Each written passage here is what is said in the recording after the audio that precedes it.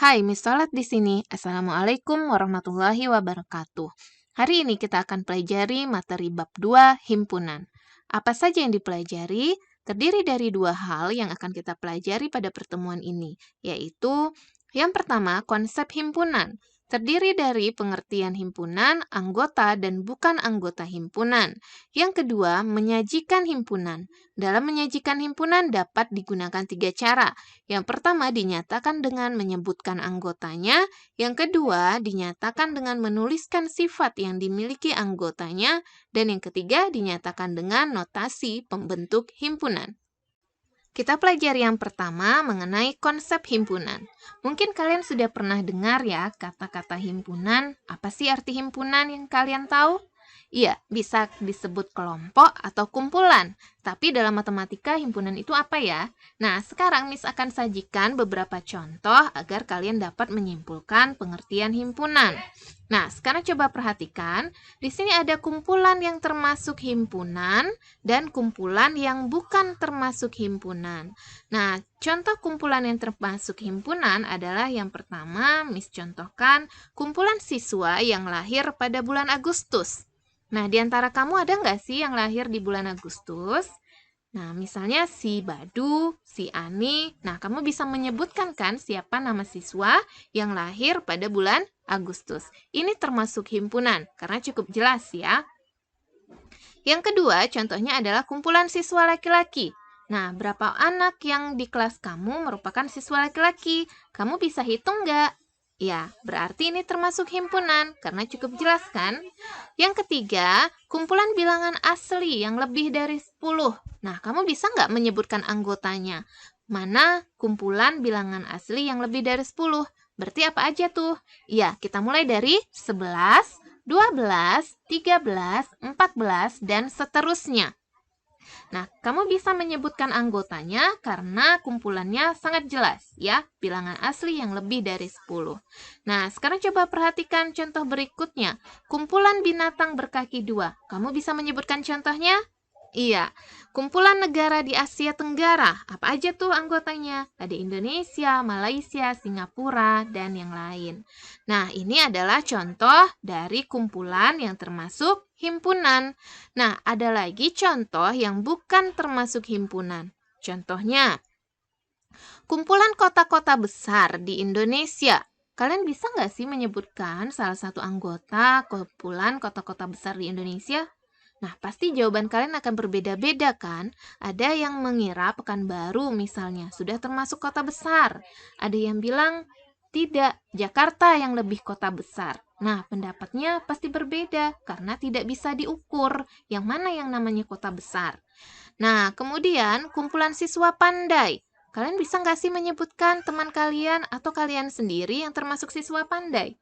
Nah, setiap orang kan punya kemampuan di bidang masing-masing ya. Pasti kalian akan bingung menyebutkannya. Nah, contoh berikutnya yang bukan himpunan. Kumpulan bilangan-bilangan besar. Nah, mungkin teman kamu mengira 10 itu sudah bilangan besar. Nah, teman kamu yang lain pasti bilang, tidak, 10 masih kecil, masih ada bilangan besar yang lain. Nah, pasti susah menyebutkan mana yang termasuk bilangan besar karena tidak terukur. Nah, kemudian contoh yang lain, kumpulan gunung-gunung tinggi di Indonesia. Nah, untuk menyebutkan gunung-gunung yang tinggi, itu berbeda-beda untuk setiap orang kan? Nah, kemudian ada lagi kumpulan makanan yang lezat. Kumpulan makanan yang lezat, apalagi mengenai selera, pasti berbeda-beda. Jadi, ini tidak bisa dikatakan himpunan, karena tidak jelas dan tidak dapat diukur. Nah, sekarang kalian bisa nggak menyimpulkan apa itu himpunan? Ya, himpunan adalah kumpulan objek-objek yang dapat didefinisikan dengan jelas dan terukur. Nah, bagaimana? Apa kalian bisa membedakan mana yang termasuk himpunan dan mana yang bukan termasuk himpunan? Nah, sekarang kita lanjut menentukan anggota dan bukan anggota himpunan. Nah, coba perhatikan. Coba amati contoh himpunan berikut. Yang pertama, ada Miss berikan himpunan buah-buahan, yang anggotanya adalah mangga, jeruk, apel, dan pisang. Yang kedua, ada himpunan sayur-sayuran, yang anggotanya buncis, bayam, dan kangkung. Dan yang ketiga, himpunan kumpulan ikan. Anggotanya adalah gurami, lele, dan mujair. Kalian bisa menuliskan E untuk elemen jika dia merupakan anggota, dan E coret atau bukan elemen untuk yang bukan anggota. Nah, sekarang coba kita isi ya. Mangga, himpunan buah-buahan. Nah, jadi mangga ini anggota atau bukan anggota dari buah-buahan? Coba kita lihat, mangga adalah anggota dari buah-buahan. Maka harus ditulis elemen. Nah, yang kedua, lele. Lele merupakan bukan anggota himpunan sayur-sayuran. Jadi kita tulis E coret ya. Buncis anggota atau bukan anggota dari himpunan buah-buahan? Iya, buncis merupakan anggota dari himpunan sayur-sayuran. Jadi buncis bukan anggota buah-buahan. Maka kita tulis elemen coret. Mujair, apakah anggota himpunan ikan? Iya, maka kita tulis elemen. Karena mujair adalah anggota himpunan ikan. Nah, kesimpulannya, anggota dilambangkan dengan elemen atau E, sedangkan bukan anggota dilambangkan dengan non-elemen atau E coret. Bagian kedua, menyajikan himpunan.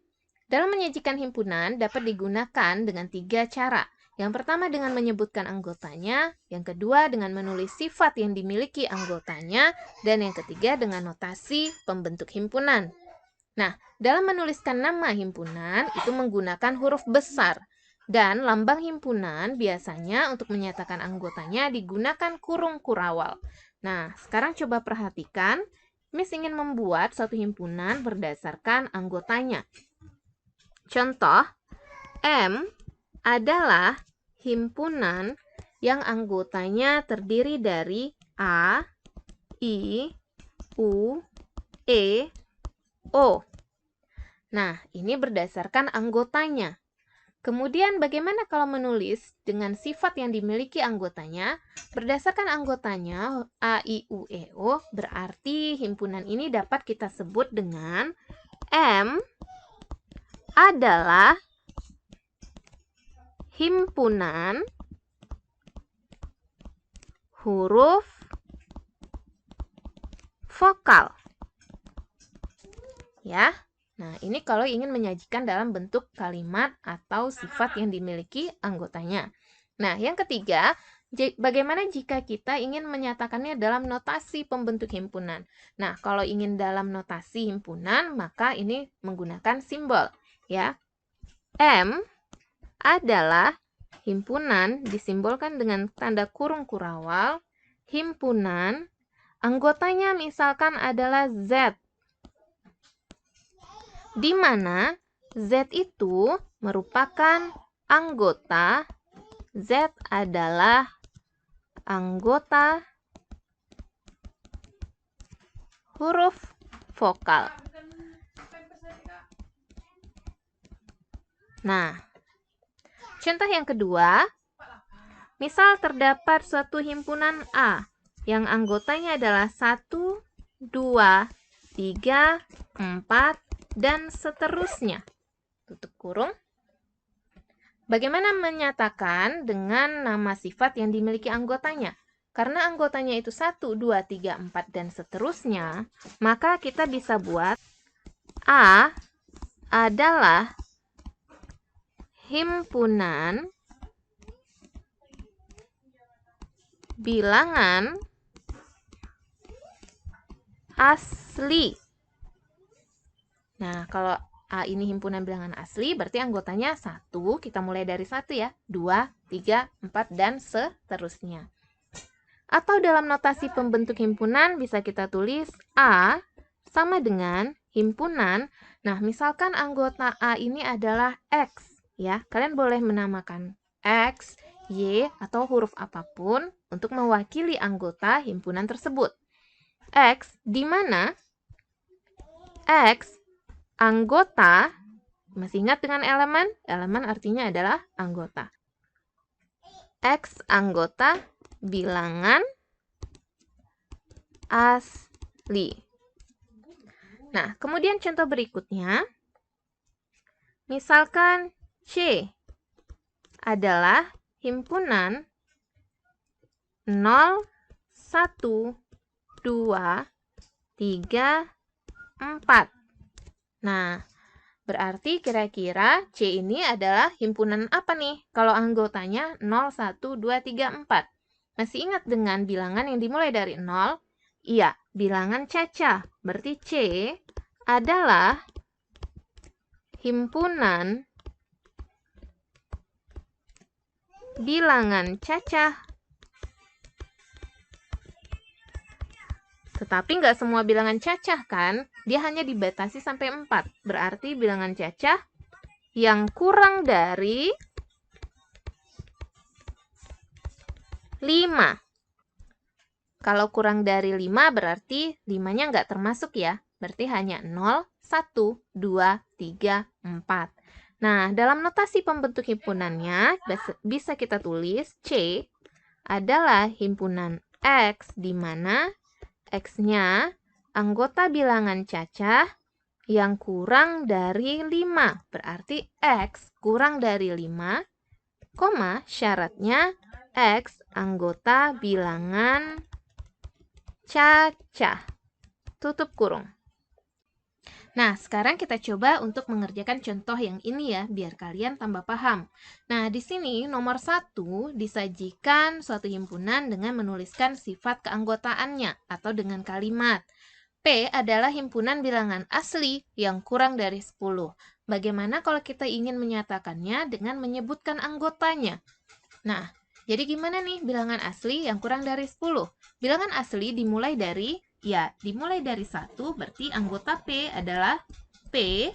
adalah anggotanya 1, 2, 3, 4, 5, 6, 7, 8, 9, 10-nya masuk nggak? Tidak ya, karena kurang dari 10, berarti 10-nya tidak masuk, hanya sampai 9. Maka boleh Miss tulis titik-titik sampai 9. Atau kalian boleh tulis lengkap mulai dari 1, 2, 3, 4, 5, 6, 7, 8, 9. Nah, kita boleh menulisnya dengan titik-titik, artinya bilangan ini bersambung sampai 9. Nah, bagaimana dengan menyatakan dalam notasi pembentuk himpunan? Kalau misalkan anggota P itu adalah X, maka Miss tulis P adalah himpunan X, di mana X-nya kurang dari 10 ya. X kurang dari 10 dengan syarat X anggota bilangan asli. Biasanya bilangan asli ditulis A saja ya. Dalam matematika, dalam suatu himpunan, A itu biasanya adalah bilangan asli, B bilangan bulat, C bilangan cacah, P bilangan prima. Ada singkatan-singkatan yang sudah umum. Nah, sekarang untuk contoh kedua. Yang kedua ini yang diketahui adalah K, himpunan yang anggota-anggotanya 2, 3, 5, 7, 11, 13. Nah, dari anggotanya ini merupakan bilangan, kalau dimulai dari 2, 3, 5, 7, ya bilangan prima. Masih ingat dengan bilangan prima? Ayo, apa itu bilangan prima? Nah, kalian cari tahu ya, apa itu pengertian bilangan prima. Nah, kalau begitu, K adalah himpunan bilangan prima. Apakah semua bilangan prima masuk? Tidak kan? Hanya sampai 13. Bilangan prima dimulai dari 2. 3, 5, 7, 11, 13. Berarti yang kurang dari